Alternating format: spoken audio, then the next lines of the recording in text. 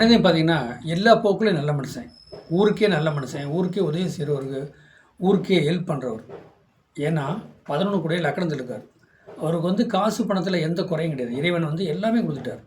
11 கூடைய லக்கணத்துல இருக்காரு. பொண்ணு, பொருள், சொத்து, சுகம் எல்லாமே இருக்கு அவருக்கு. நல்ல பொறுப்புள்ள மனிதன்.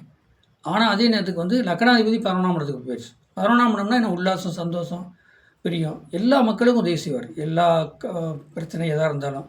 ஒருத்தர் காதல் இதில வசத்துல மாட்டிக்கிறாங்க அப்படின்னா, அவங்க பேரண்ட்ஸ் என்ன சொல்றாங்களோ, அது மாரி வேணாம்ப்பா இதெல்லாம் தப்பு அப்படி சொல்லி சொல்லி நல்லது பண்ணி குடுப்பார். சரி, இன்னொரு பெண்களோட ஒருத்தர் சாவாசம் வச்சுட்டு இருக்காரு அப்படின்னா, அவர கூப்பிட்டு தனிப்பட்ட முறையில கண்டிப்பார். தனியா வச்சு கண்டிப்பார். ஊர் கூட 4 பேத்த வச்சுலாம் பேச மாட்டாரு. ஏன்னா, அவருக்கு புரியிற மாரி நான் தனியா வச்சு கூப்பிட்றேன், தனியா பேசுறேன். நீ இந்த மாரி ஒரு பழக்கவழக்கம் இதெல்லாம் வேண்டாம் அப்படின்னு சொல்லி கண்டிஷன் பண்ணி அவங்கள இது பண்ணுவாரு. ஆனா, அதே மாரி அவங்க நல்லா இருப்பாங்க. ஒண்ணும் பிரச்சனை கிடையாது. இப்படி ஊருக்கே உதவி செய்வார். எல்லாருமே தெரியும். இவரு எதா இருந்தாலும் ஒரு தப்பு செஞ்சா மறைமுகமா கூட்டி போய் அவர திருத்த பார்ப்பாரு. நல்ல மனுஷங்க அவரு. ஏன்னா ஊருக்கே நல்ல மனுஷனுங்க.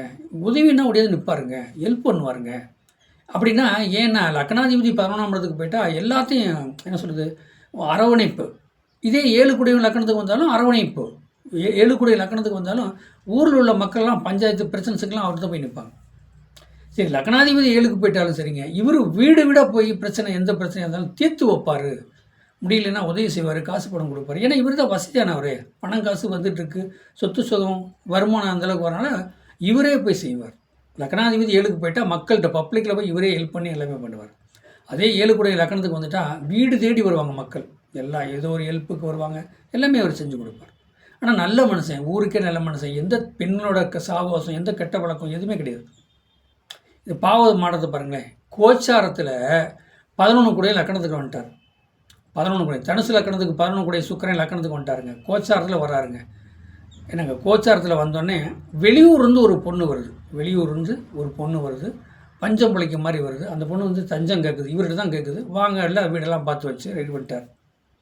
ரெடி பண்ணோடனே ஏன்னா அது 11 கூடைய லக்கணத்துக்கு வந்துச்சா, இவரே அதில் உல்லாசம் சந்தோஷம் இருக்க ஆரம்பிச்சிட்டார். ஆரம்பித்தோடனே அப்போ ஊருக்கே ஒரு உண்மை, ஒரு நல்லது செஞ்சவர், நல்லது பண்ணுவார். இவரு இப்படியா? அவரே சொல்லுவார், நான் நினச்சி கூட பார்க்கல, இப்படிலாம் நான் வருவேன், இந்த மாதிரிலாம் நான் தப்பான எண்ணத்தில் போவேன், தப்பாக நடப்பேங்கிறது எனக்கே தெரியாது. நேரம் பாருங்கள். அப்போ இந்த பிரபஞ்சம், பஞ்சபூத நவக்கிரகம் எவ்வளோ பெரிய மனிதனாக இருந்தாலும், யாராக இருந்தாலும் சரி, தண்டனை கொடுக்கணும்னு முடிவு பண்ணிட்டா அது கொடுத்தே ஆகும். அப்போ இவருக்கு தண்டனைலாம் கிடைக்குது. 11ஆம் இடம். இன்னொரு தாரம், இன்னொரு அமைப்பு, இன்னொரு பெண்ணோட சந்தோஷமாக இருக்கணும். அந்த பொண்ணோட வாழ்க்கை இவர் நடத்தணும்.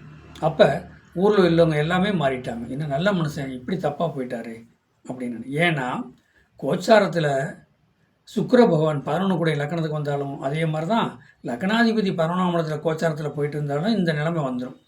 அப்போ ஒரு மனிதனை நல்லவனும் அல்ல, ஒரு மனிதன் கெட்டவனும் அல்ல. நேரங்காலம்தான் அவர் நல்லவனாக இருக்கிறதுக்கும் கெட்டவனாக இருக்கிறதுக்கும் தீர்மானிக்கிறது இந்த பஞ்சபூத நவக்கிரகம் தான். மனிதனால் எதுவுமே இயலாது. கிரகம் வழி நடத்தினா மட்டும்தான் இவங்க வாழ்க்கையில் சேர்க்க முடியும்.